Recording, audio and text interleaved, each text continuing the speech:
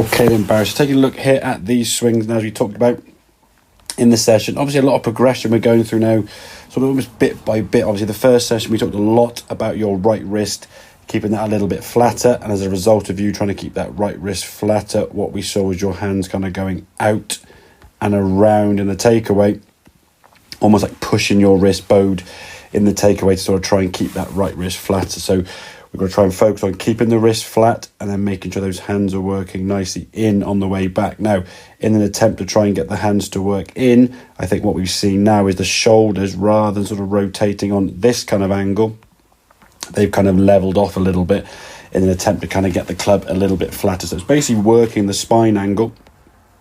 If we sort of draw a line up here now, sort of from your hip sort of through your shoulder, there we go. We want to be focusing on your body rotating on that angle there. So that position there now be really, really good. You can see the club going back and the hands are working back nicely at this point. Hands on the club shaft nicely in line. Hinging the wrist up nice and up to the chest with the angle of the shaft really good. And your right wrist there, pretty good. There's a little bit of cupping there, but for the most part, it's in a flatter position than what we've seen in the past.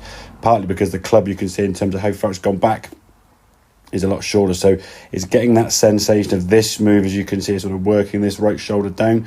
I think what most people probably feel is their lead shoulder going down. Some might feel the left shoulder, in our case, our sort of trail shoulder going upwards.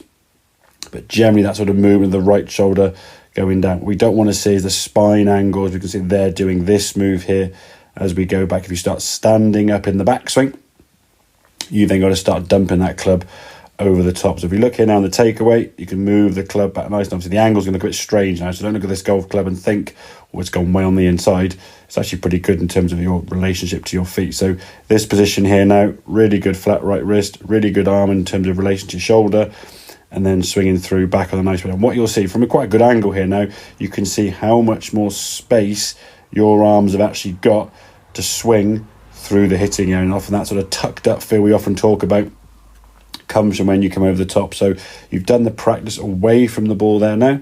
As we go back now in the takeaway, we'll have a look at the sort of hands working back. Go out a little bit there, but not too bad. Right wrist is staying flatter. Shoulders have probably leveled off just a little bit. I would say it's probably a little bit too flat than the angle that we want to try and create. And as a result of that now, there's a little bit of a rerouting. See the shoulders sort of dropping back in the goal, but the result the club now just about outside the line, sort of slightly coming across and giving you a little more of a tucked up feel. But in terms of the shot and the strike, very, very good. So all the movements you made there were kind of like B plus, should we say, or a pass, certainly, where the hands are working in a good enough position. The right wrist is flat enough and the shoulders have worked back on an okay angle.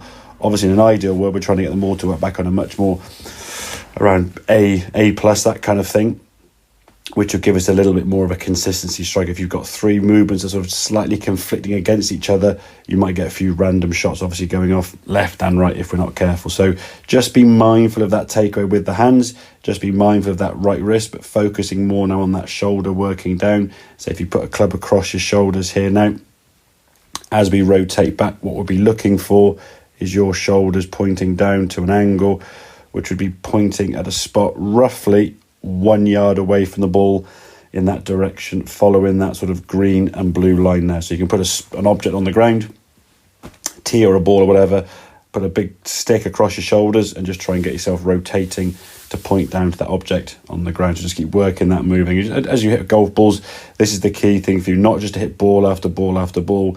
At all sort of stages in your practice, work on the shoulder angle, work on that hands going back. You just make sure these little checkpoints are being sort of ticked off so we can get these movements much more efficient, much more sort of second nature, rather than having to think about them at the moment. I would say your takeaway, your wrist position and your shoulders are definitely a conscious thing you can do, but having to think about three things will obviously be too much. Just keep mindful at the moment of those shoulders, and then sort of just keep checking back with the wrists and that right hand on the way back. So I hope that makes sense, buddy. Any questions, obviously give me a shout, but I will see you next lesson. Cheers, mate.